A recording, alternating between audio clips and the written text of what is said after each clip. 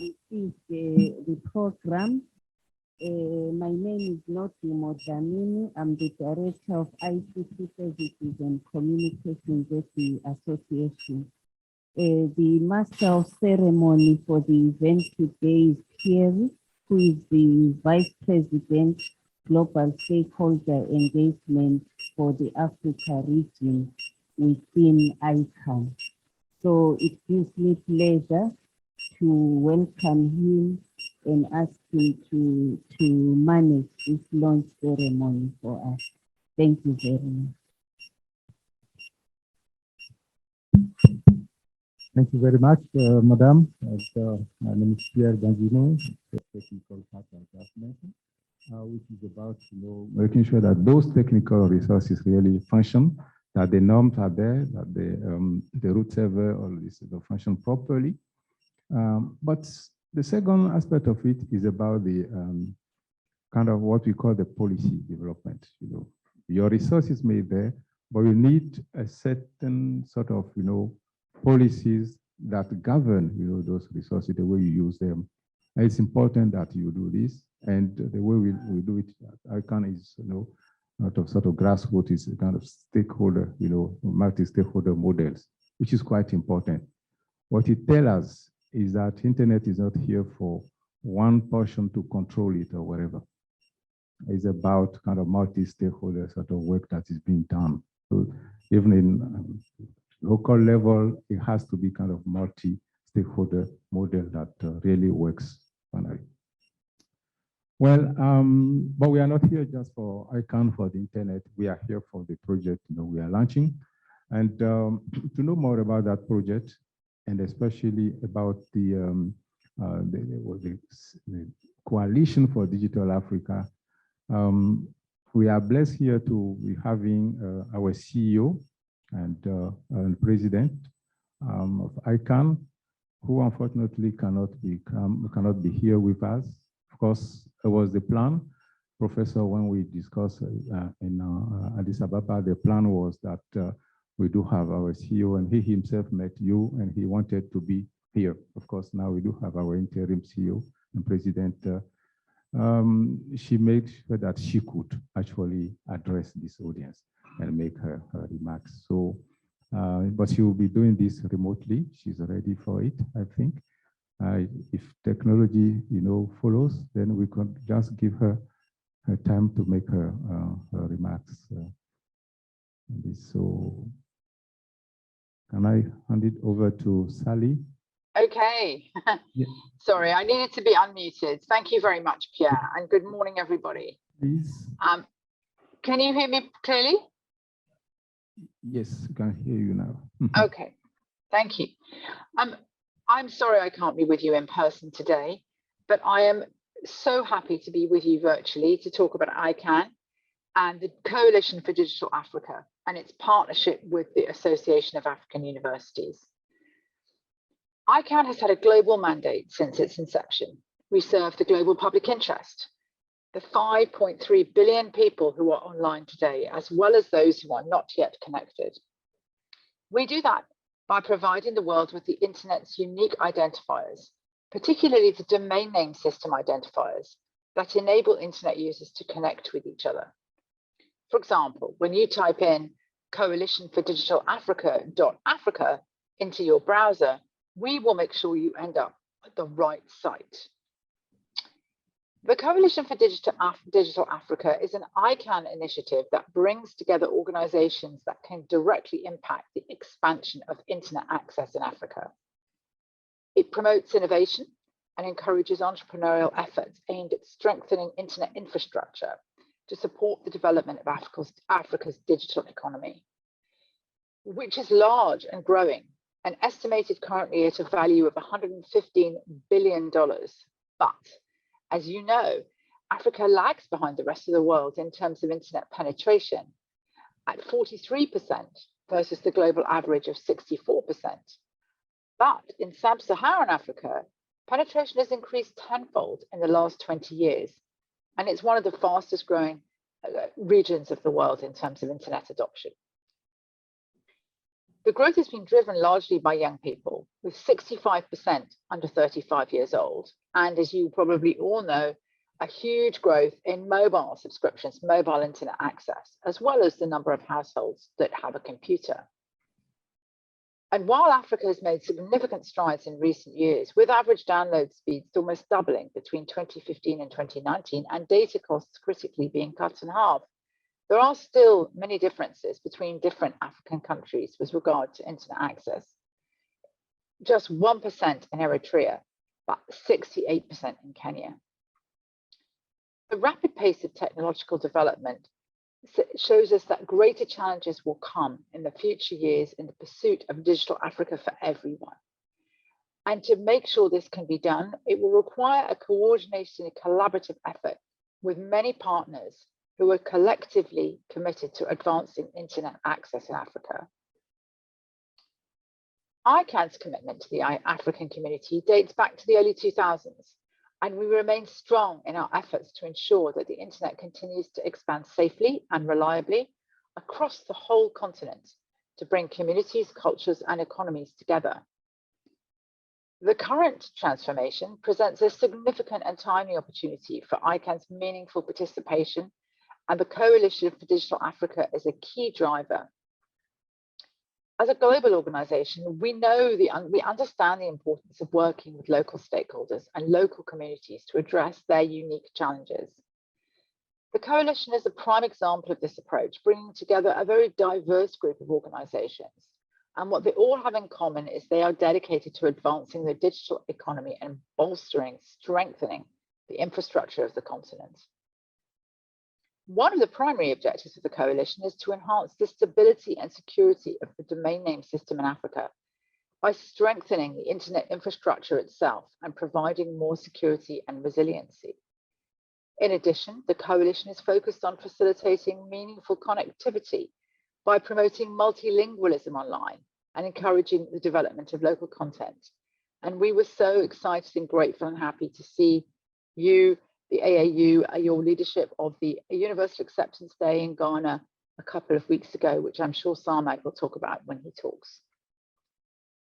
Local content is critical to ensure that all Africans can participate fully in the digital world, and it will help to promote cultural diversity and inclusivity. Lastly, the coalition is committed to developing capacity, so knowledge and skills across the entire continent, to equip Africa's workforce with the skills and knowledge necessary to participate in the multi-stakeholder model of internet governance. By encouraging greater participation from Africa in policy development and management of these unique identifiers, we can ensure that the continent's needs and perspectives are represented in the global internet community. Since the coalition's launch in Addis Ababa last year, it's made significant progress in its partnership with governments and local stakeholders in several major projects. These include the deployment of an ICANN-managed root server, capacity development for country code top-level domain name registers, DNS security extension roadshows to drive the adoption and validation of DNS security, we call DNS security extension DNSSEC, across the region, and the development of internet exchange points in Africa. These all demonstrate the coalition's commitment to advancing a digitally empowered Africa for all. And today, we're here to launch our newest project, which is led by the Association of African Universities in collaboration with ICANN to promote universal acceptance, or UA, in academic institutions and make email and other systems in higher education ready for the multilingual internet. UA ensures that all domain names and email addresses, including those that are in scripts other than English and languages, and those that are more than 3 characters long, can be used by all internet-enabled applications, devices, and systems. Universal acceptance will help communities around the world access the internet in their own local languages and scripts. And the ultimate goal of this initiative we're launching today is to increase the number of higher education institutions that are what we call UA ready, able to implement and accept these new domains, and to update their curricula to teach students how to design and develop software applications to be UA ready. And this will create champions for universal acceptance within higher education and research institutions throughout Africa, and we will encourage participation in the Universal Acceptance Steering Group, our global initiatives to drive universal acceptance around the world. As we move forward with this latest initiative by the Coalition for Digital Africa, we must acknowledge that the work ahead will not be easy. It will require a concerted effort from all our stakeholders in Africa to ensure that universal acceptance is implemented effectively and efficiently, as well as comprehensively. The benefits are clear. It will promote greater digital inclusion and drive economic growth across the entire continent. Overall, this project and the others I mentioned reflect the nature of the coalition, which continues to seek like-minded partners who want to support the development of internet infrastructure to promote the digital transformation of Africa. Partners who join the coalition commit to fulfilling its mission by collaborating and contributing resources to its activities. As I conclude, I want to emphasize that the internet in Africa is for Africans and by Africans. It's our mission to help and support however we can to ensure that the internet here continues to develop safely and securely. We're committed to working with academia, governments, private sector companies, the technical community, and civil society to develop policies and best practices that will improve the security and stability of the internet in Africa. We're also committed to promoting and supporting capacity development and training to enhance the technical skills of professionals working in this field. In closing, I would like to thank the Association of African Universities for their leadership in promoting universal acceptance and for their partnership with AGE.E.N.D.A. I would also like to thank all the members of the Coalition for Digital Africa for their commitment to the digital transformation of the continent. Together, we can build a more inclusive, equitable, and prosperous Africa, where everyone has the opportunity to harness the full potential of the internet. Let us continue together to work towards this goal. Thank you very much. Thank you very much, Sally, for those words. I think they are quite powerful words here to actually push us into this launch of the special project, on universal acceptance. I think your strong words for me could be kind of summarized as sort of needs for capacity development, in Africa. You heavily talk about the workforce, the skills, it's important. You also mentioned the whole idea of an inclusive internet for Africa, and this sort of motto that you are used to, which is internet for Africa by Africans. I think it's quite important what you said here. Of course, you also spoke on the importance of having local scripts or languages so that you are able to communicate and also make sure that everyone could access internet in his language and be able to access all the resources there that are up there. And of course, finally, we are so happy as AGE.E.N.D.A to be launching this project in the university, which is all about education, about research, about innovation. And I would really like to thank our host here for having invited, the Minister in charge of communication and digitization, and also Minister in charge of education to be with us here, because this is quite important, areas, and they have their word to say. I'll be giving them the time for their opening remarks soon, but I would like Professor Olushola Oyewole, the Secretary General of the AAU, to make his remarks, and I know he's going to tell us about why he decided to join the coalition, because he was one of the first to join the coalition in Addis Ababa, for our pleasure. So, Professor. The Honorable Minister of Communications and Digitalization, represented by Mr. Nana Kofi Asafo-Addo. The Honorable Minister of Education, represented by the Deputy Minister of Education, Honorable Reverend John Intim Fojo, where it's always a pleasure to have you with us. I want to thank you for being available and supporting us all the time. The Vice President of AGE.E.N.D.A Stakeholders Engagement for the African region, Mr. Ladyz. Thank you for coming. I'm glad we met for the first time at Addis Ababa. The AGE.E.N.D.A Regional Vice President for Stakeholders Engagement in the Middle East and the Managing Director for the Middle East and Africa, Regional Office, Mr. Baha Esmat, distinguished Vice Chancellors who are here and those who are connected online. I think we have up to how many people connected online now? It is 92 people who are connected online, colleagues and friends from the higher education community, prominent ladies and gentlemen. I will not, but also recognize Mr. Yaovi for all you've done to see to the realization of what you are doing today, all protocols duly observed. I want to welcome all our honorable guests and stakeholders who have been able to attend this event in person and virtually. It's really an honor to host you at the Association of African University Secretariat here in Accra. This association was conceived in Sudan in 1963 and born on 12th November 1967 in Morocco. The first set of members of the AAU consisted of 34 universities from across the continent then. Today, we boast of over 420 member institutions across the 5 regions of Africa. Honorable Minister, distinguished ladies and gentlemen, our vision in AAU is to be the lead advocate for higher education on the continent, with the capacity to provide support for our members to meet their national, continental, and global needs. The Universal Acceptance Project that we are launching today is aligned to our mission of enhancing the quality and relevance of higher education in Africa and strengthening its contribution to Africa's development.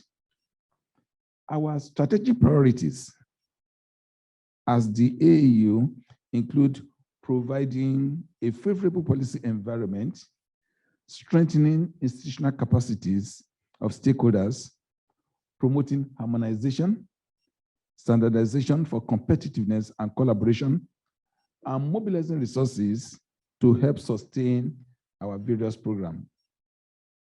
Honorable Minister, distinguished ladies and gentlemen, at the onset, permit me to express my gratitude to the Internet Corporation for Assigned Names and Numbers, ICANN, for the partnership that is seeing us launch the Universal Acceptance Project today. Indeed, as mentioned earlier on, in December 2022, AAU, AAU, and several partners launched the Coalition for Digital Africa during the Internet Governance Forum themed Connecting All People and Safeguarding Human Rights in Addis Ababa, Ethiopia. The Coalition for Digital Africa Alliance is of like-minded organizations committed to building a robust and sincere internet infrastructure to bring more Africans online. In line with our partnership with ICANN today, we are launching the Universal Acceptance Project, which is aimed at strengthening the accessibility of internet across the continent with a specific focus on making email systems and other communication platforms of African higher education institutions ready for universal acceptance and email address internationalization. Honorable Minister, distinguished ladies and gentlemen, this project that we are launching today is very key because it is aligned to AAU strategic priority of strengthening our various institutional capacity for our stakeholders to be able to embrace and implement the required changes to their email systems and digital platforms so that Africa can be part of an inclusive internet. Over the years, AAU has championed numerous capacity building programs for the benefit of its member institutions and other African higher education systems. These capacity building programs have been in the areas of leadership development, information and communication technology skills, quality assurance, research skills, e-learning implementation, and other areas identified by the various universities. The Universal Acceptance Project is also linked to our African Research and Education Network, AFRIN initiative, which support the development of national research and education networks, INRENs, in various African countries. AFRIN also promotes the strengthening of regional research and education networks, RRENS, by promoting continuous learning and collaboration among the 3 RNs, WACREN, UbuntuNet Alliance, and ASTREN. INRENs and RRENS are essential in the implementation of robust internet structure on which email and digital platforms are running. AAU is strategically positioned to use its platforms of 420 vice chancellors and 420 information technology directors that will champion the required changes to achieve universal accepted email systems, websites, and other digital platforms. Honorable ministers, distinguished ladies and gentlemen, I would like to end my address by appreciating the ministers present here today. I want to thank you sincerely for coming.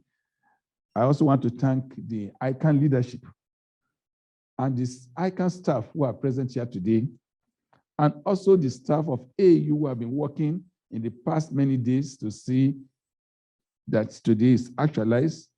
Let me also appreciate the vice chancellors that are connected, the vice chancellors that are present, and the various representatives of higher education institutions, those who are connected virtually and those who are present here physically. I will also want to especially appreciate the students and all other stakeholders for your contributions and support to this particular project. This is just the launch of this project. In the many days, months, and probably years ahead, we will be working together. And I hope that we get a system that will help us to communicate together as Africans. I want to thank you for your attention and wish all of us a successful project launch. Thank you very much.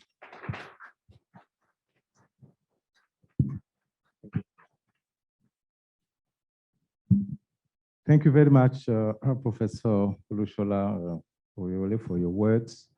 I think it's important that you said it, that we have this joint project, in Africa, and especially in the research centers and also our universities. So, as I said earlier on, it's quite fundamental for us, to be with the research, because it's all about innovation. It's all about, addressing kind of local issues, and it's quite important also to have the skills that we need, and also important that we do have our 2 ministers here. So I would like to give them the opportunity for their opening remarks. So for Minister for Communication and Digitalization, I would like to hand over to the representative.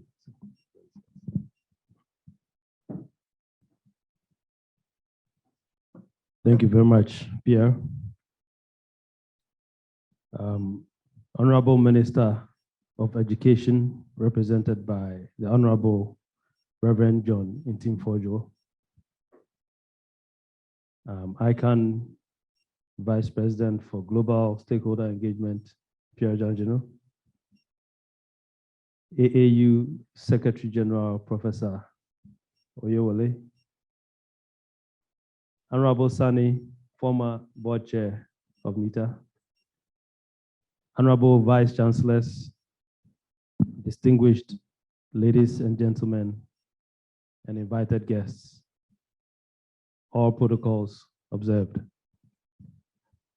If you would permit me, I will read the speech on behalf of the Honorable Minister of Communications. I would like to thank the AAU and AGE.E.N.D.A for inviting me to be at this launch by the Coalition for Digital Africa. As you all know, education and digital inclusion are dear to my heart. And I'm glad to know you are laying the foundation for better communication systems within Africa's higher education institutions. Over the years, the government has made a long-term commitment to digital inclusion. And this is evident from GIFEC's 281 community ICT centers, over 1,000 rural telephony projects, and about 1,000 schools that have been connected through the school connectivity program. But I also know that laying cables on the ground and putting laptops on desks is only the first part of many steps toward reaching full inclusion. And one of the best ways to add to the hardware is to make the internet more accessible. After all, a person cannot take full advantage of the internet and all it offers if the content, addressing systems, communication modalities all occur in languages and contexts and culture which is totally foreign to them. Therefore, it's very laudable that work is being done in the areas of pushing universal acceptance and email address internationalization, as well as international domain names. The principle of universal acceptance, if adhered to, will lead to a truly multilingual internet, since it will mean that all internet-enabled applications, in particular, in any particular domain name space, will be able to process any domain name or domain name dependent text, including email addresses, regardless of script, length, or how new the email address is. Success in this work will mean that words like Sankofa or Abebrese, which include certain local characters, can now be used in email names and use the full local alphabet, and thus open up a whole new set of email addressing that can be taken advantage of. Over time, organizations which get their systems and services to be UA ready and to work according to these principles and standards will open themselves up to a larger group of customers who can access their goods and services online without necessarily sharing a common language. I believe that advances in artificial intelligence and other fast-paced internet technologies can also synergize with reaching UA and go a long way to make these interlanguage interactions more feasible. For the successful adoption and implementation of these principles in Ghana and Africa at large, it is important that awareness creation be done and appropriate training put in place to ensure that all the necessary systems are configured to the point of being able to process across languages and scripts to bring communication systems up to these multi-language standards. The Ghana Domain Name Registry, which is the entity designated by law to manage the local domain name space, is also doing its work in promoting universal access and promoting the development of local content to take advantage of these inclusion-enhancing principles. I look forward to seeing the results of this work and hope that we can all work together effectively toward a more accessible, inclusive, and better connected internet in Africa. Thank you very much.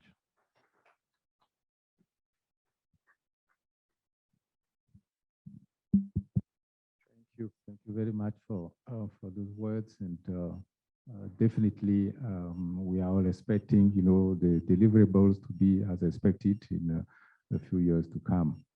Well, now we would like to hand over to the presentation of Minister for Education, and represented here by, just bear with me, I need to pay attention, by his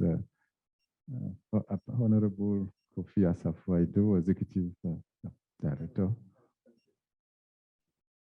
Oh, Deputy Minister. Sorry for that. And that's what you get when you give this to a foreigner. Sorry about that. Honorable Reverend Jonathan from Juf.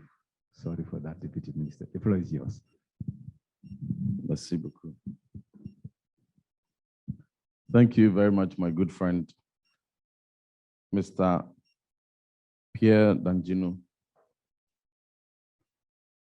Nana Kofi Asafo-Addo, the Executive Director of Ghana Domain Name Registry, representing the Honorable Minister for Communications, the Secretary General of the Association of African Universities, my good friend, Professor Chief Olusola Bandele Oyewale, the Vice President of ACN Stakeholder Engagement for Africa region, Mr. Pierre Danjino, Sally Costerton, ACN Interim CEO, joined us virtually. Thanks for your insightful presentation. The ACN Regional Vice President for Stakeholder Engagement in the Middle East and Managing Director for the Middle East and Africa Regional Office, Baher Esmat, Samad Hussein, who shortly will be delivering a presentation on universal acceptance, distinguished Vice Chancellors, and all those joining us virtually, friends from higher education community and media, ladies and gentlemen. Indeed, it gives me a great pleasure to be representing the Minister for Education, Dr. Yao Sedichum, at this important launch of a platform that is going to truly speak to the objectives why the very visionary Association of African University was founded some years ago. Africa as a continent, we're one people with common aspirations, similar opportunities and challenges. And we understand that it is through knowledge, research, and innovation that we can transform the fortunes of our continent. And that is the reason why barriers must be bridged and boundaries must be crossed.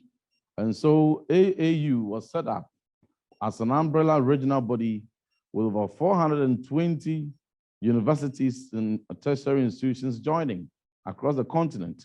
We are doing so to ensure that we foster benchmark of best practices, to ensure that access and content to tertiary education and quality are standardized across the continent to offer us that leverage that we can use innovation, knowledge, and research to leapfrog and to take advantage of the many opportunities we have on this continent. And thanks to the visionary leadership of Professor Olusola and the team for the mandate well served. Today, we see another barrier going to be overcome. Africans, we all agree, we are one people. We're just divided by two major barriers. One is boundaries drawn by our colonial masters, and two, language. But we will not allow language and boundaries to divide us anymore, particularly as we have the leverage of technology. Today, technology is serving us well, and it is important that we take full advantage of technology to bridge all these boundaries and ensure that a common platform that will be a catalyst to that information sharing and benchmarking across our institutions is well said. And that is why I'm excited to be here today representing the Honorable Minister for Education at the launch of the AAU ACN Universal Acceptance Platform. And I commend all the stakeholders and I thank the Ministry of Communication for their commitment and support. ACN, AAU, and all stakeholders who have worked tirelessly to make sure that this all-important platform is in place. And today we are going to launch it for its effective utilization hereafter. At the launch of this initiative that aims to strengthen the accessibility of internet across the continent, with a specific focus on making email systems and other communication platforms within Africa's higher education institutions ready for universal acceptance and email address internationalization, a word that I wish I could avoid at any time. This project is very key because it addresses equity aspects of internet access through enabling protocols and principles that promote a multilingual internet. First, I would like to commend the project partners, Association of African Universities, and the Internet Corporation for Assigned Names and Numbers, AGE.E.N.D.A, for recognizing the need to focus on building the capacities of our higher institutions of learning to upgrade their websites and email systems so that the information they carry can be accessed in various languages. It is my understanding that universal acceptance is a fundamental requirement for a truly multilingual and digitally inclusive internet. For our case in Ghana and Africa, universal acceptance and email address internationalization will ensure that our mailbox names can use characters in local languages and scripts. I am glad to note that pertinent measures will be implemented under the AAU ICANN Universal Acceptance Projects to address these, among other key challenges in relation to making internet access more inclusive. Ladies and gentlemen, higher education is at the center of the development debates, and we all recognize that we must improve on access, we must improve on our gross tertiary enrollment ratio, we must improve on the relevance of content and curriculum we deliver, we must improve upon our research at the tertiary institutions, and this has become very topical. Therefore, it is important that our young people, computer science students, IT staff, and related professionals are not left behind in the development of the internet front. Quality higher education has proved to be key in bridging the skill gaps in the African region. Distinguished guests and friends, the government of Ghana is committed to the transformation of our education system at all levels and to improve upon the system we currently have.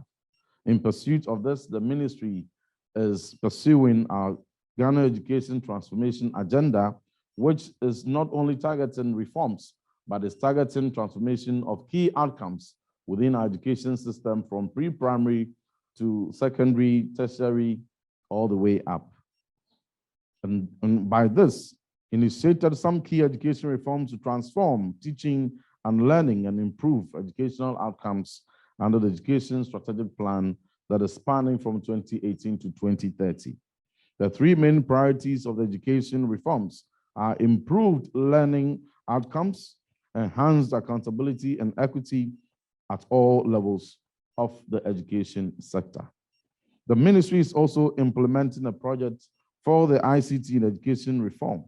Its overall purpose is to develop the desire and competencies in children to use ICT, equip pre-tertiary learners with ICT skills, infuse ICT into education management, transform teacher development and teacher and tertiary education through technology-based training. The Ghana ICT in education policy encompasses all current ICT initiatives that have been rolled out and future ICT initiatives under a common set of objectives. I would like to congratulate all stakeholders here present and virtually joining us for acknowledging the significance of this launch by making time off their busy schedules to participate and make valuable inputs geared towards the strengthening of systems and platforms of higher education institutions in Africa.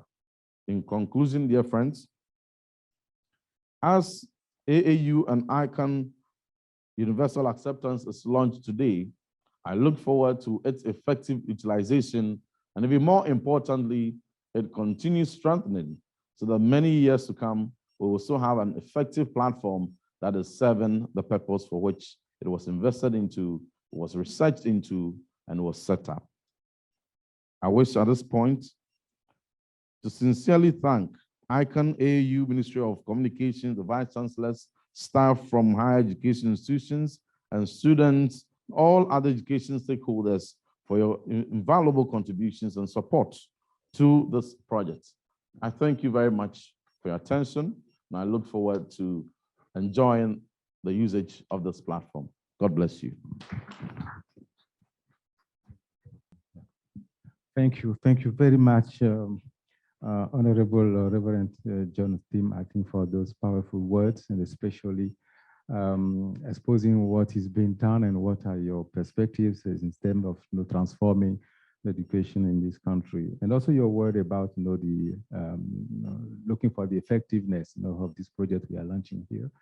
And you touched upon so many things that are so, relevant to what we are doing here today. And thank you very much for that. I think for that, after that, we are at the end of this first part of the launch, but I'm just been informed that we are still, there is another session that's coming on. Hello, everyone. So the presentation is also on the Zoom. So it's my pleasure to be here in Accra, Ghana, and to talk about universal acceptance, introduce the concept to you, and especially what African universities can do to contribute towards making internet more universally, accepting all the different domain names and email addresses. And it's especially,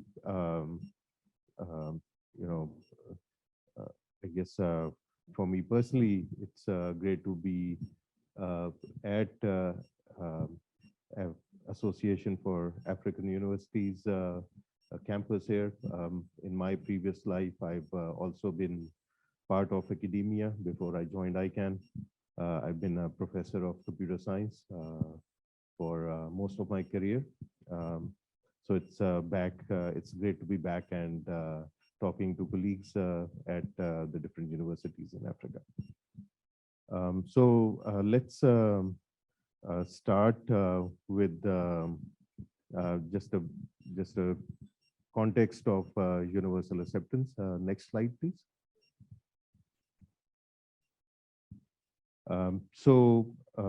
Basically,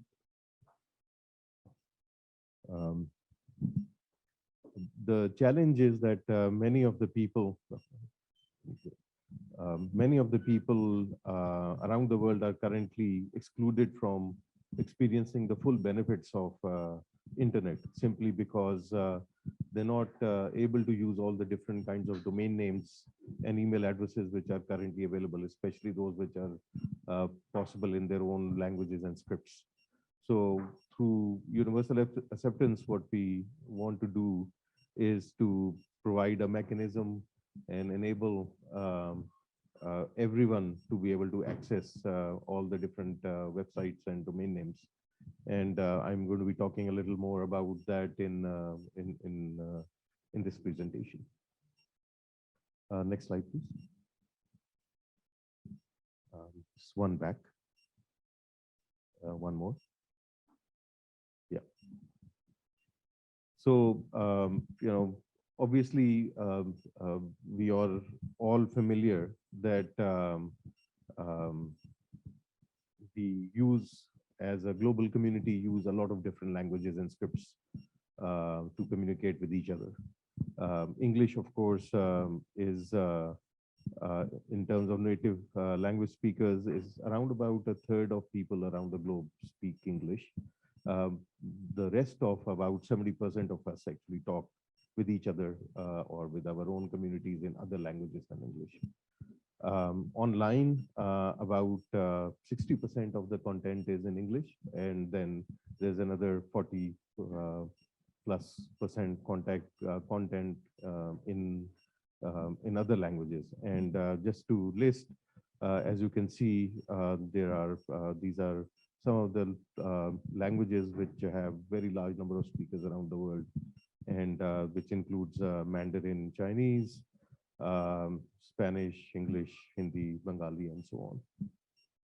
So for the internet to be accessible globally, of course, internet, and not only the content of the internet, but also internet's addressing system needs to be able to be in these languages which people use and speak across the world.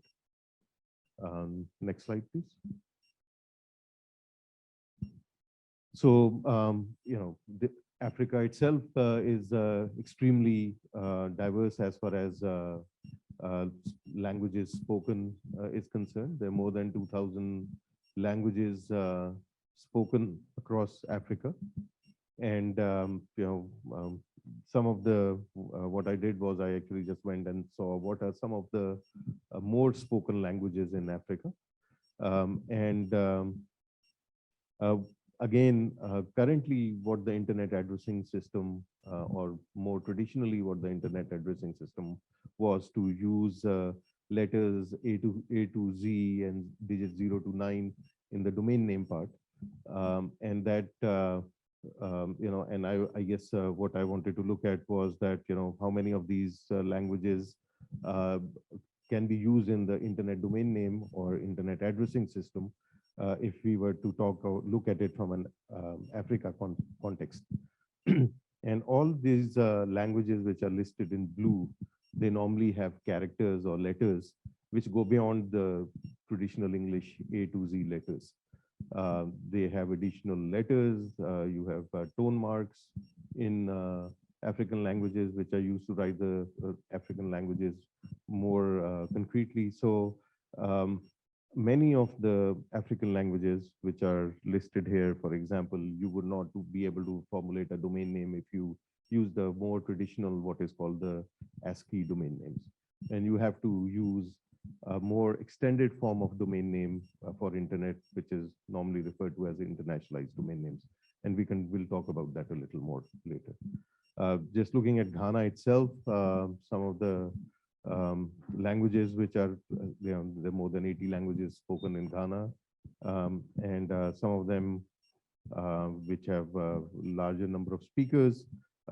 Even those languages use letters and characters which go beyond just your traditional A to Z letters used in English, for example. So even if you want to support language like Akan or Twi, Iwe and others, these languages, you would need to have internationalized domain names to do a proper domain name in a local language.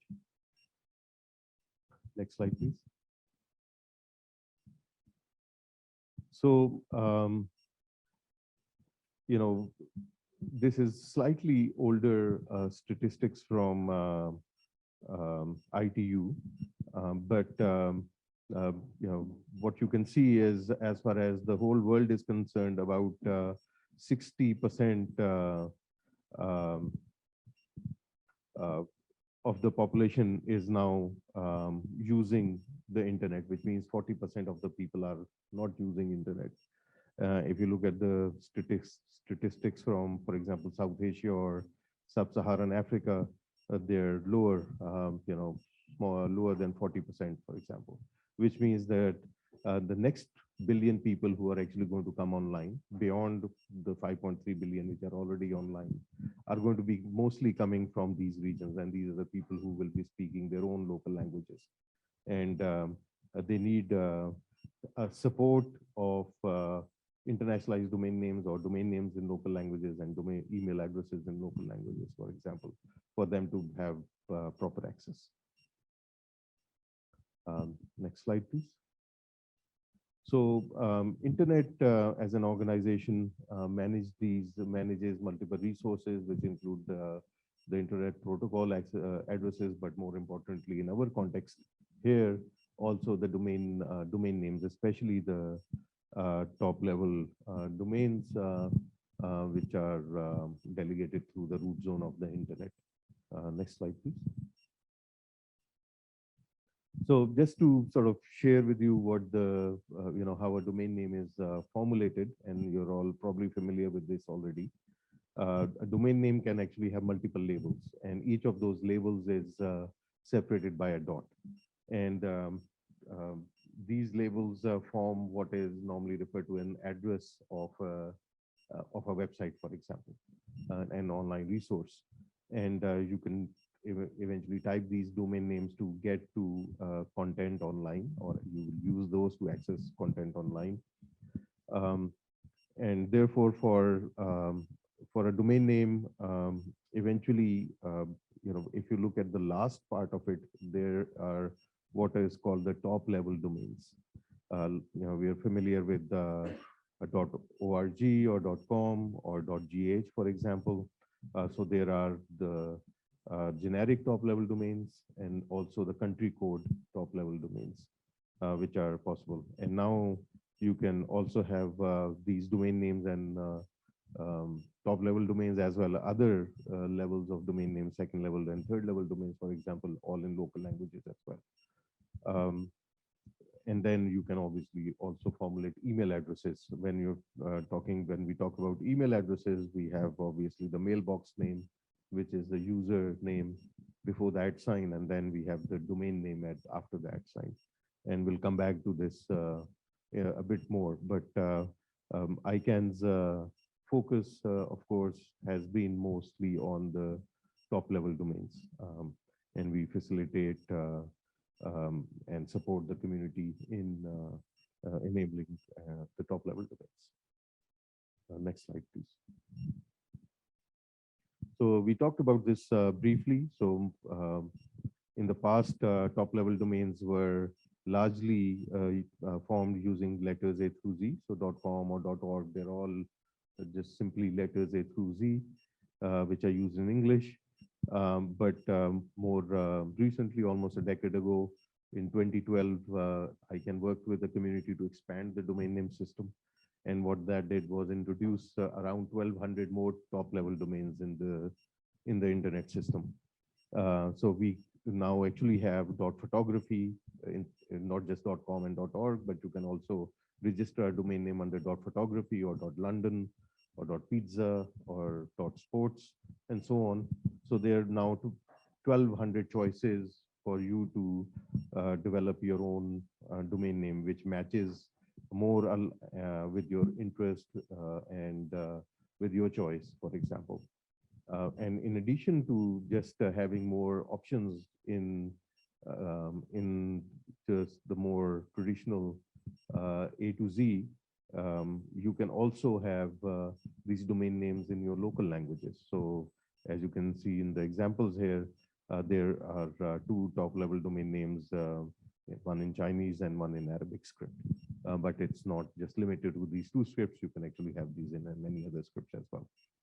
An interesting thing to note now is that even though traditionally the top-level domain names were limited to 2 or 3 characters, the standard does not limit them to a short length. These can be much longer. The standards allows for anything up to 63 characters. And now you can see that like .photography and .london, these are now much longer than 2 or 3 characters, the top-level domains. And the next round of GTLDs will, so with ICANN and the community are planning a next round of GTLDs or generic top-level domains. And it will continue to expand the domain name system and give new opportunity to the next billion people waiting to access to a more multilingual and inclusive internet. So there will be a possibility for communities to add more top-level domains in the near future when the next new GTLD round starts. Next slide, please.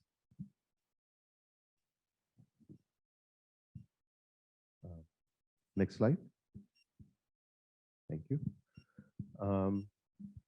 So this is just sort of just capturing the progress of top-level domains over last 20, 10, 15 years or so.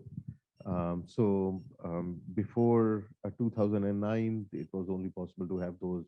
There was just very limited set of top-level domains.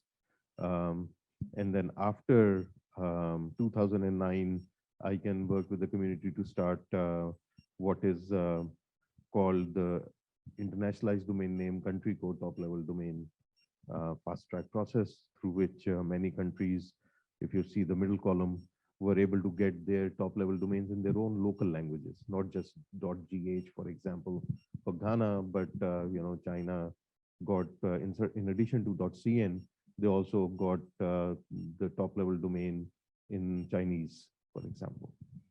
There were multiple countries in North Africa, for example, who got their top-level domain in Arabic script and language. In 2012 onwards, there was also new generic top-level domain program launched, which we just talked about, which allowed for expanding the generic top-level domains to many now, and there are some examples here, including those which were internationalized or in local languages. Next slide, please. Sorry, we got one back. So as domain names became available in all these different configurations, including those in local languages, it was then also possible to have email addresses in local languages as well. And what that is normally referred to as internationalized email addresses, or email address internationalization, EAI for short. And we've Internet Engineering Task Force, which developed the basic standards for internationalized domain names. They also developed the standards for internationalized email addresses, and that is now actually getting implemented. So many of the tools and technologies, email tools currently are supporting these.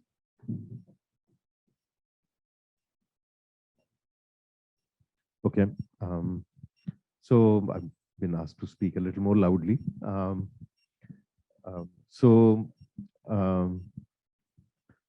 It is now possible to have internationalized email addresses as well, meaning that email addresses can also be in your local languages. Next slide, please. Yeah, very good. Why do we need internationalized domain names, or why do we need internationalized email addresses? That's a question. And I think one of the things which we all understand and appreciate is that the web does not only connect machines, right? It connects people. And when you're connecting people, the way people communicate is in their own languages. That's the most effective way of communicating between people. And you want to bring the same experience online as you have offline talking to people. And to do that, obviously, domain name system, in addition to just the content of online content, but also the addressing system of internet, also needs to support all these languages and scripts. This is a map of how the different scripts are used across the globe. And interesting thing to note is that Arabic, of course, Arabic script is used to write languages in north part of Africa. Latin script, as we just saw, not just English alphabet, but extended Latin with multiple characters, additional characters than A to Z are used to write many languages. Can you go back to the last slide, please? Let's go back one slide. Yeah. Then there are also, interestingly, other scripts which are used in Africa. So we have the Ethiopic script, which is used. It has its own writing system. In addition, we have Tifinagh, which is used in northwest of Africa. And then Ango and Y, there are additional scripts which are used in Africa, West Africa. So eventually, to provide access to communities in Africa, the addressing system, we need to be able to support extended Latin script, to support many of the languages which are used in Africa in the addressing system of internet as well, also Arabic script, but also beyond Arabic and extended Latin, Ethiopic, Tifinagh, and some of the other scripts as well. Next slide, please. And I.C.E.N.D.A continues to do this. They've been working with all the different countries globally to provide additional top-level domains in addition to just the ASCII or English ones, two-letter codes. And you can see here that many countries across the globe have actually indicated their interest and worked with I.C.E.N.D.A to delegate these country code top-level domains for their own citizens across the globe. And there are a few of them, of course, in Africa as well, mostly in Africa case in Arabic so far. But it is also, of course, possible to have these top-level domains in other scripts and languages of Africa, as long as those languages are used officially in the countries. Next slide, please. In addition to that, the generic top-level domains are also now possible, and these are some examples of top-level domains in all the different languages and scripts. 91 of them, which were delegated through the 2012 round. There's another round coming, and as I shared, a community can actually apply for local language top-level domains in that upcoming round as well to address their own, needs. Next slide, please. These are just some examples of domain names which are now possible. These are all, by the way, domain names which are active, so you can actually click on them and it will take you to a website. So these domain names work. Next slide, please. These are examples of some email addresses. These are also functional email addresses, so you can actually write an email to this email, one of these email addresses, and you will get an auto response back.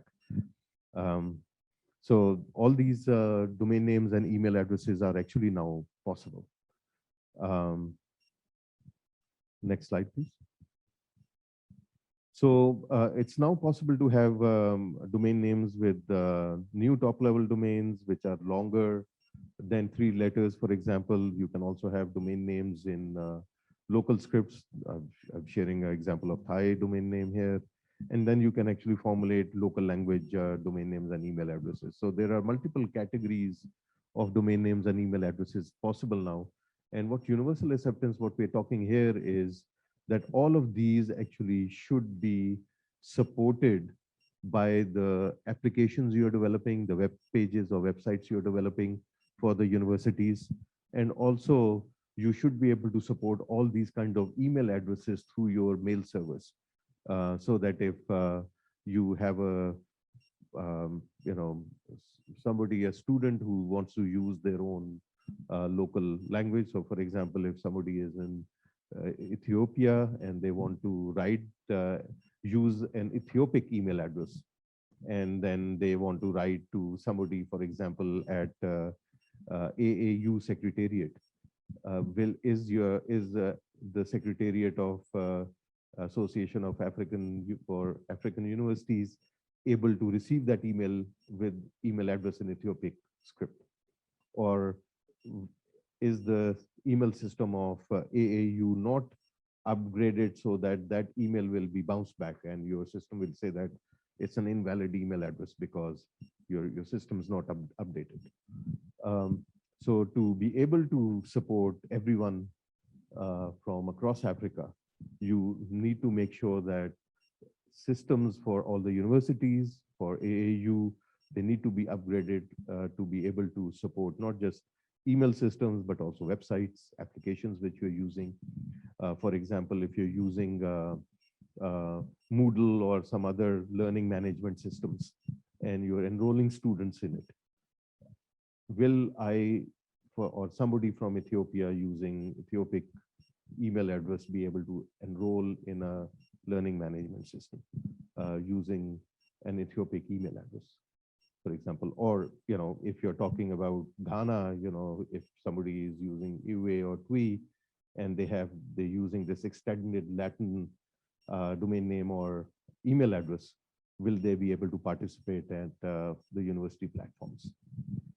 So those are I think one of the things which we are trying to do with this UA readiness project through CDA is work with all the different universities to make sure that the technology is for all these universities updated to be able to support all the African students and faculty members and the African community to be part of, who are part of AAU. Next slide, please. So here's an example of what we did was, or what I did was, went to a website and I've sort of to show you what the problem is. So there was, I've sort of cropped, so you can't really see which website it is, but just to illustrate the problem, I went to their email address part where I wanted to subscribe to a newsletter. and I typed in an Arabic email address rather than an English email address. And when I said enter, this website said that please enter a valid email address, even though it is actually a valid email address, but it is just an email address in Arabic. But the application which was developed on this website didn't realize that now email addresses can actually be in all these different languages. So it was not configured properly, and it actually thought that it's actually a wrong email address. And maybe some of the websites which you use for your universities, for example, behave similarly, and that's not very inclusive, right? So you need to go back sure that the email part or the domain name part, they allow everybody to be able to participate in the process. Next slide, please. So we went around and saw, try to measure how prevalent this problem is. And one of the things we did was we went to the top 1,000 websites around the globe. So, you can get Alexa rankings and other rankings of websites around the globe. So we picked up the top 1,000. And for those websites, if you look at the second row from the top, I'm not going to go through the whole thing. The second row from the top represents an email address in a local language. So top one is Arabic. The second one is, for example, Chinese or any other language, for example, which you use in Africa, for example. And we put that email address on their contact us page, where they say that, if you want to contact us, please give us your email address and we'll get back to you. So we put that email address, Chinese email address, for example, in the contact us page and said, can you accept this? And we only found that out of the 1,000 websites, only about 9 or 10% of the websites were able to support a non-English website, non-English email address.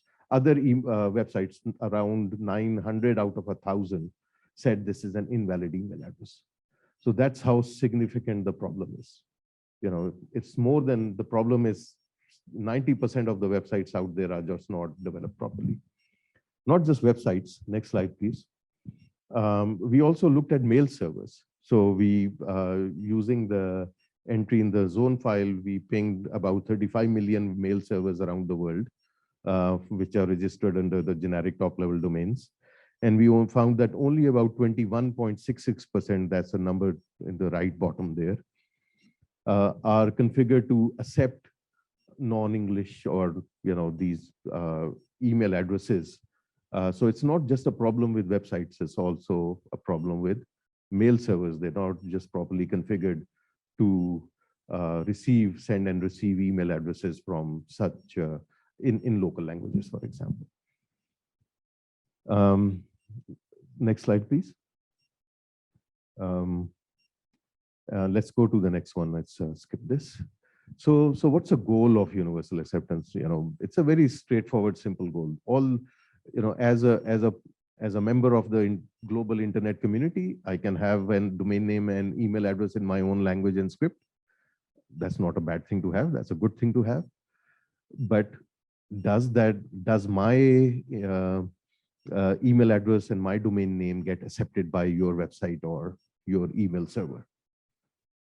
It should be like any other. If I use my English email and my English domain name, your website is going to accept it and your email server is going to accept it.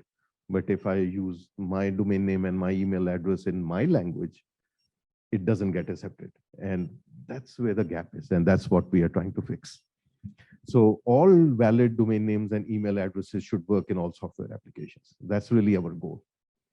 And what that does, if you update your systems, it will promote choice for, in your case, your students, your faculty members, your community. It will provide better access to your community. And it's just basically our way of contributing to a very multilingual and inclusive internet. Next slide, please. So, achieving universal acceptance ensures everyone has the ability to navigate and communicate on the internet using their chosen domain names and email addresses, which best align with their interests, with their business, with their culture, with their language, and with their script. And if we can enable UA, we support a diverse and multilingual internet. We enable greater competition, innovation, and consumer choice. We create business opportunities. We offer career advantages for developers and system administrators. And we also assist governments and policymakers to better reach out to their own citizens. So there are obviously very significant advantages of doing this. And we're only talking about the addressing system here. Content obviously is also a big part of all this. But to get to the content, address shows you the way. Address will get you there. And if you require even to access your own content, you have to type the email address in a foreign language. Of course, that doesn't work very well. Next slide, please. So let's go one more slide. Let's one back, please. Yeah. So what does universal acceptance means? Universal acceptance means that all these different kind of domain names and email addresses, which we've been talking about, your websites, your email servers, all the applications you are developing, like learning management systems, they should be able to accept all these different kinds of domain names and email addresses. They should be able to validate them. They should be able to process them as needed. They should be able to store them, and they should be able to display them. So those are the 5 requirements, sort of technical requirements of universal acceptance. And we're planning to do a training tomorrow, which will look much more deeply into the technical side of things.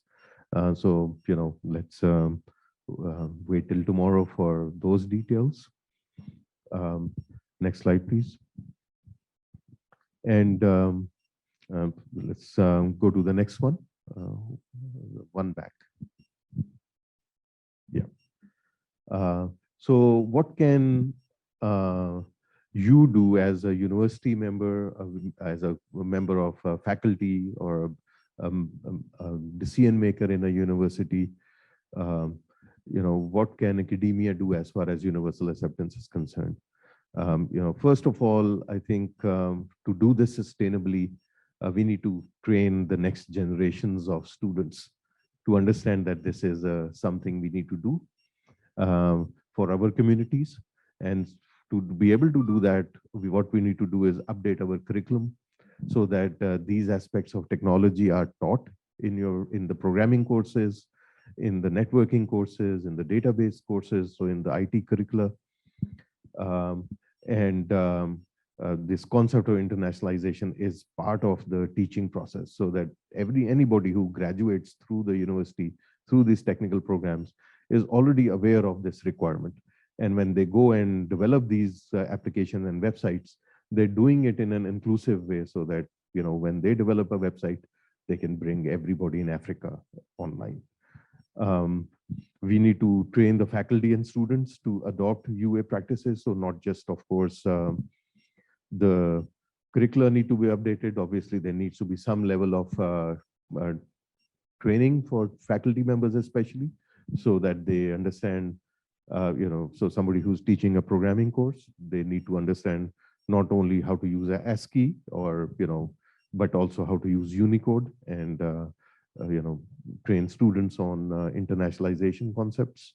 Somebody who's teaching a networking course, they should also, in addition to the DNS protocols, they should be able to talk about internationalized domain name protocols and protocols for email address internationalization. Universities also sometimes have software development teams and system administration teams. These teams manage and maintain the websites of universities and their email systems. So those teams need to be trained so that they can upgrade the university systems. We talked about the learning management systems. So the teams which are normally maintaining those need to be upgraded as well. And so we need to train these people, and then these people, all these university staff, they need to work towards making sure that university systems are then upgraded. And they can work with all these different kind of domain names and email addresses. And then as a university, you need to also create a larger ecosystem. So you need to not only update your own systems and train your own students, but spread this message in the community at large. So talk to the software development industry through seminars and webinars, and the larger ecosystem in each of your countries to make people aware that this is currently a gap which need to be addressed. Next slide, please. Next slide. One slide back, sorry. Yeah. So there are multiple ways. One slide forward, please. So this is sort of just an overview of universal acceptance. You can get more information from us by emailing us at info@usg.tech or uaprogram@AAU.org. We have actually community which is actively working towards promoting universal acceptance. You can join that global community online. We are currently doing, for example, developing trainings, updating, doing a lot of work, which is, a lot of community across the globe contributes to it. So there are ways to contribute. You can subscribe or join one of our working groups. Next slide, please. And you can also join AGE.E.N.D.A in multiple ways, beyond just universal acceptance. So AGE.E.N.D.A offers a fellowship program for professionals to come and interact with the AGE.E.N.D A community at AGE.E.N.D A meetings. We also have a next-gen program where the younger faculty or students can come and interact with AGE.E.N.D A. So please look at these programs online and contribute to UA, contribute to AGE.E.N.D A, and also, I think we'll be working with all of you to develop, making the UA, your own university systems universal acceptance ready. That's the end of my slides. Next slide, please. You can connect us through the different social media channels, follow what's going on. Again, please feel free to connect with us if you have any questions by emailing us at uaprogram@AGE.E.N.D A. Thank you. Thank you very much, Samad, for these clarifications. Of course, it's now open to, if you have any question, please come forward. We'll still have some time for that. We already have one question from here. Thank you very much, Samad. I can see from the email address internationalization that a whole lot of characters have now been included in domain names and email addressing. What are some of the cybersecurity challenges that come as a result of this, and how do we deal with those? Thank you.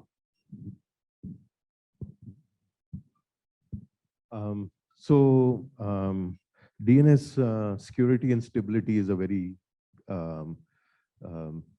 significant topic, and something which we've been looking at it very carefully as we are expanding the domain name space. The way we've done this is that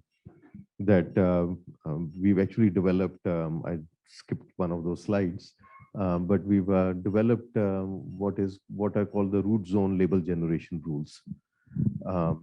These are very constrained rules which we've developed for each of the scripts which are now possible for top-level domains. So, for example, for Chinese or for Ethiopic in Africa or Arabic. And the way we've done this is that we've actually worked with local communities. We've gone to these communities because AGE.E.N.D A doesn't have expertise for all these scripts and languages.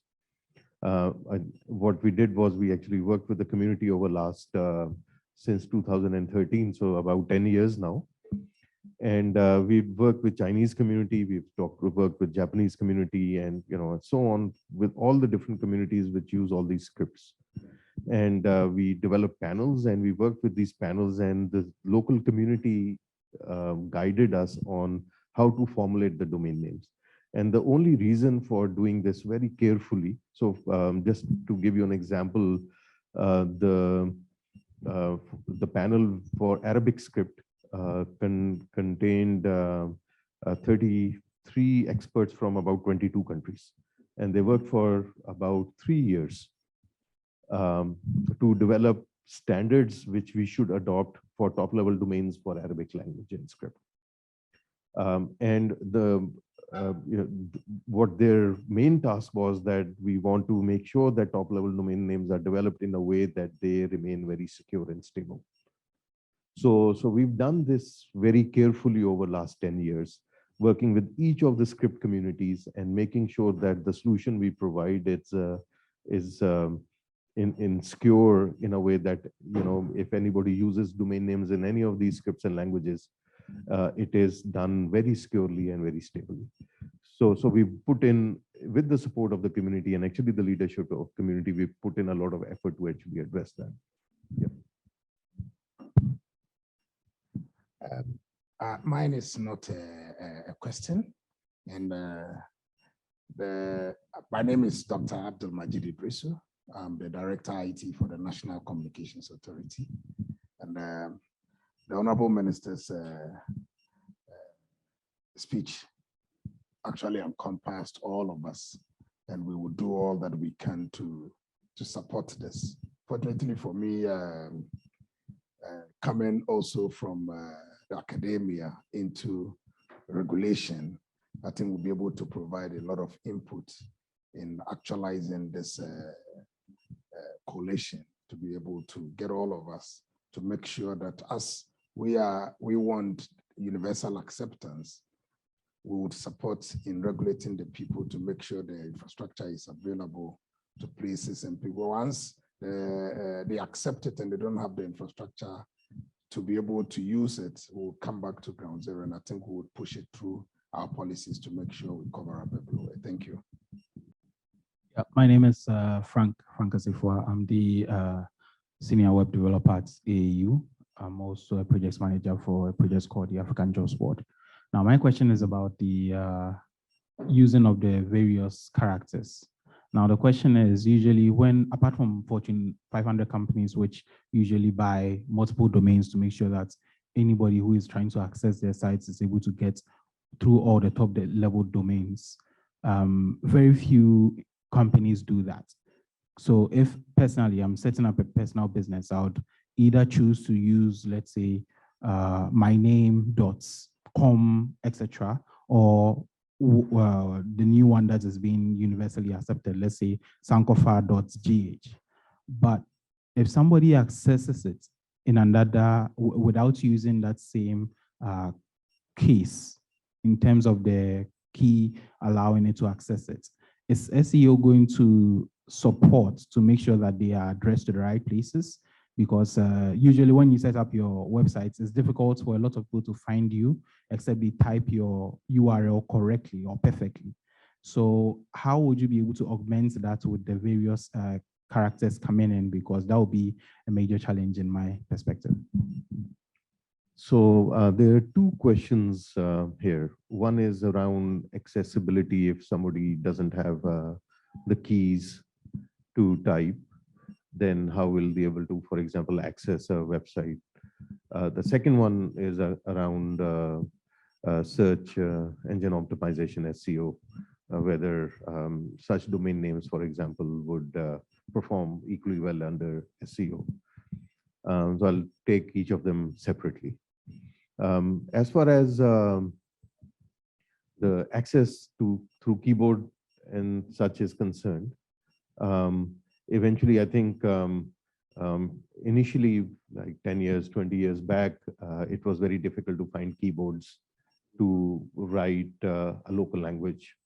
But over time, it has become very easy. So for example, if I talk about my own local language, I can now easily find a keyboard on a laptop I just have to obviously go and configure it so that it is added in addition to the English. Most of the laptops by default come with just an English keyboard, but you can actually go to language options and add a keyboard for most of the languages now, I think. And if your language is still not represented, the way to do it is that there's actually a project by Unicode where you can actually, it's called CLDR, Common Locale Data Repository. What that does is that a community can actually develop a locale, well, that's what it's called, for a particular language, and add that to CLDR. And then once it gets added into Unicode standard, it will eventually get adopted by the different operating systems like iOS or Windows and so on. So, but the way things are, even today, most of the languages have their keyboards represented on phone as well. So on phone, I think it's even easier because switching to a local language keyboard, it's, you should be able to find keyboards for your own local languages as well. And if you cannot, then there are mechanisms. So for example, on Android, you could go and talk to relevant people and get your keyboards added as well. So accessibility, keyboards is becoming less of a challenge moving forward. There may still be languages for which keyboards are not available, and there are mechanisms now in which communities can get those keyboards available as well. So I think that part gets better and better over time. But if you need to, as a community member, see that your languages are represented, and if they're not, make sure that you can contribute that to the whole ecosystem. As far as SEO is concerned, different search engines use different kind of algorithms. Normally, those algorithms are looking at, for example, how frequently a website is accessed, how many different websites are accessing or linking to that website, or how many websites are being linked through that website, and so on. So many of those metrics are not really dependent on characters, but usage and linkages. Therefore, I think in some ways, just having a website which is in a different character would probably not make a difference as long as as I said, usage and linkages are significant. One of the things we didn't talk about, we'll talk about tomorrow in technical training, is that these internationalized domain names, when you are actually using it on the wire, they actually get internally mapped onto an equivalent ASCII version, which is called the A label version. So internally, it's still ASCII. And so SEO, if it's actually working, it could obviously use the Unicode version or the internal ASCII version. Either way, I think it should potentially work. But again, we haven't done a lot of testing on SEO. That's actually an interesting area for us to look into. And what I'll do is I'll take that back to our community, which is working on UA gaps, and maybe we can look at some of the SEO technology as well and see how effective or not effective it is. But in some ways, I think it should still work. Since we haven't done an analysis on it, I cannot give you sort of a concrete numbers or answers on that. Thank you.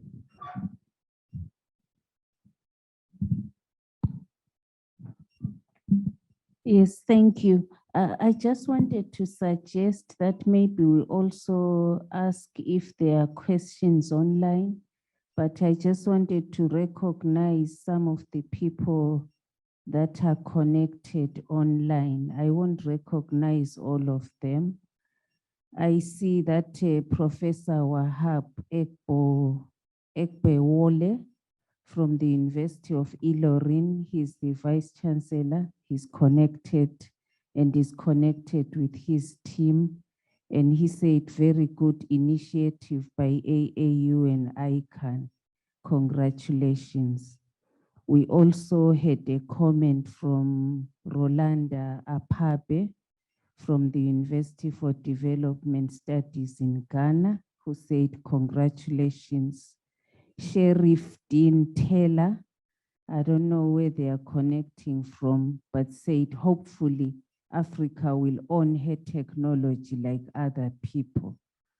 Anthony Rodriguez from Houston, Texas, School of Public Affairs also said greetings from Houston.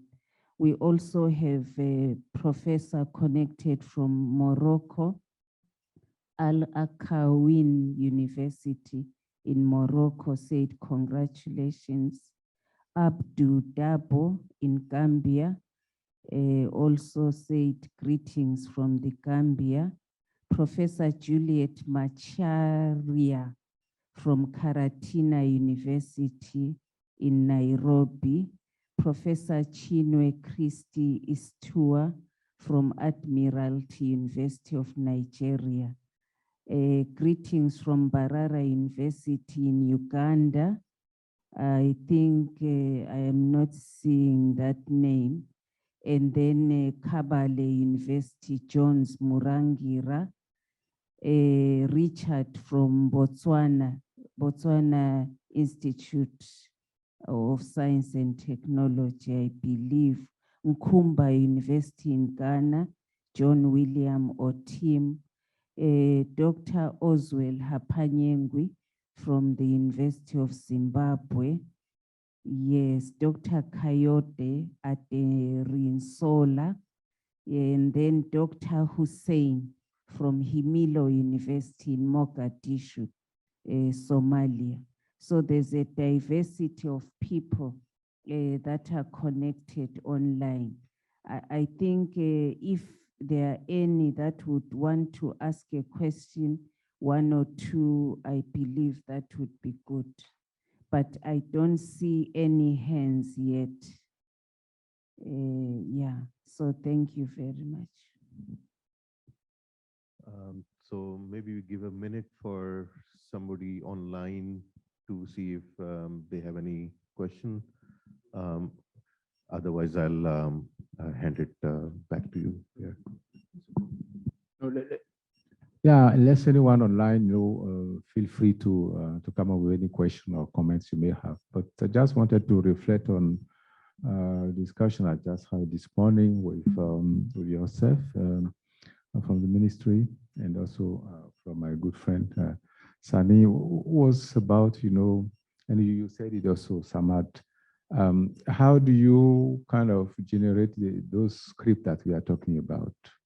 And you mentioned on country level or whatever, groups that we do have, how we can organize this thing.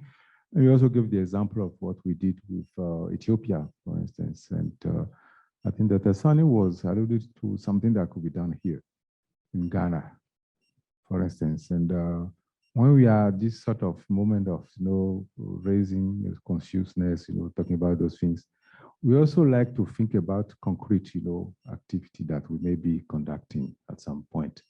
So when you come to Ghana, for instance, question for you could be, having heard about those things, what are your ideas? How do you feel that you could kind of self-organize, and how can we support? Because that's what we do, but it has to come from yourself. So if you have any idea, I know you, Sani, you had a good idea on that. I think if you want to share maybe your views, and the professors who are you all are around, it's the best place for us to be, actually, when you are talking about those things. Samad told about so many things that he talked about, the software, generation is quite important, and whereas, do we have this, work power, to work on those things? I think it should be university. So I would like to let you guys tell us quickly what you think, what could be your sort of outline of the idea you may have. Professor Jidonu is also there. I was not expecting him, but he's around. I know he has good ideas. How do we do those things, on country level or linguistic level? For instance, Amat, one of the dreams here in Africa, for instance, is to work on Swahili, for instance, and have groups, at hand. Anyone want to share anything? But we are in Ghana, and I would like us to be hearing from you. There is no pressure here, but just to listen to how you feel about having heard from Samat. Professor Sani.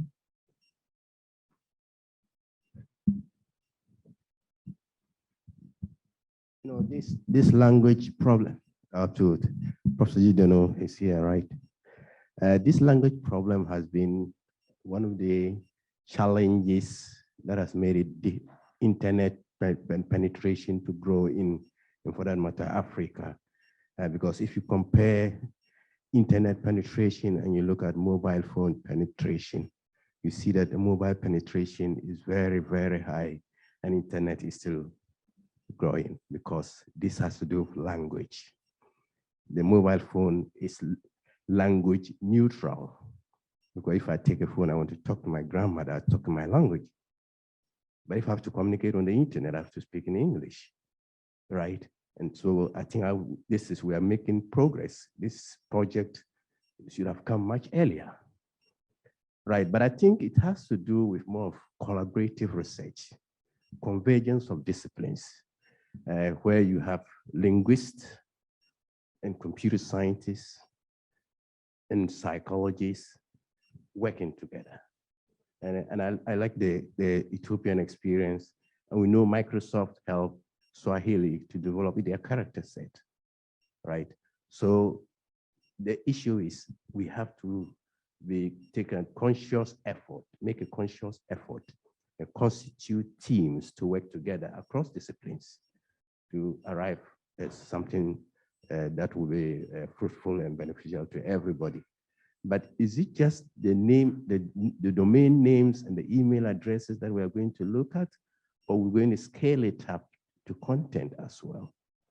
And this is going to bring scalability challenges that we have to deal with. More so when we have so many languages in Africa, right?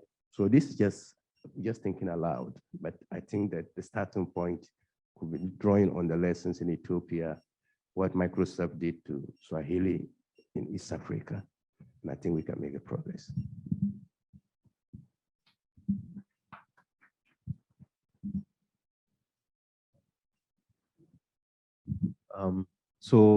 As I shared, we've already done a lot of homework over the last 10 years to develop these rules for all the different scripts. If there are any particular languages or scripts which are still need work, we just an email away. Let us know, get in touch with us, and we'll work with you to make sure that the domain name addressing system is at least able to support the languages and scripts which you use locally, if it's not already supported. So we're more than happy to continue this work and support all the African community. Of course, that's the eventually target. So more than happy to continue this work. Again, please, if you see there are current limitations, please let us know, and we'll work with the community. So with that, should I just hand it back to you? I think we're done. Thank you, Samat. I think at this point we can, close this discussion. Unless anyone has any urgent matter to talk about, it's fine. So do we deserve this cocktail? As you heard, sorry? Yes, but no, I just wanted to make sure that this cocktail is waiting for us. Okay, so yes, acknowledgement to Mrs. Roth, Labe, representing Methodist University. Thanks for coming and sharing your views. Thanks, Madam. Sorry. Yes. Oh, you want to make a comment? No, she was just, no, I understood that. Okay, and then Mr. Francis Kwabena, from Chief Technology Officer representing UGVC. Thanks for coming. Thanks. I mentioned earlier my good friend, Professor Jidonu. Don't hide yourself, please. Jidonu, you're always hiding. But He's a powerhouse. You know, he has so many things to say, especially on African level. Thanks for coming here. And with that, Professor, I would like to listen to you because we are at the end. So you do have some information for us. I don't know. No, it's okay. I just want to thank you for such a very important and significant launch.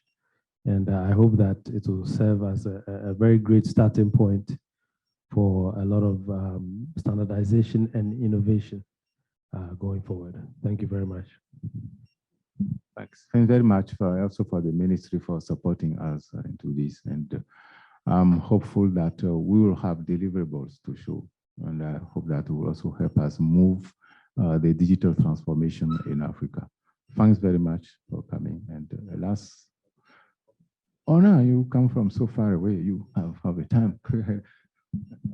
So as part of this project, one of the things which we are doing is we're going to look at the websites and email services of all the different universities which are part of the AAU, and you know, share the feedback back to the universities on how many of their websites and email servers are UA ready, and you know, if there are any gaps, what are the gaps, so that we can work with you know, each of the members on focused areas, and you know, work with them to see if they can actually make their websites and email systems UA ready. So that's some of the things which we'll be doing as part of this project moving forward, in addition to obviously just the training and engagement. So again, tomorrow we actually have a full day of technical training. If you're interested to learn more from a technical perspective, please join us tomorrow. Thank you.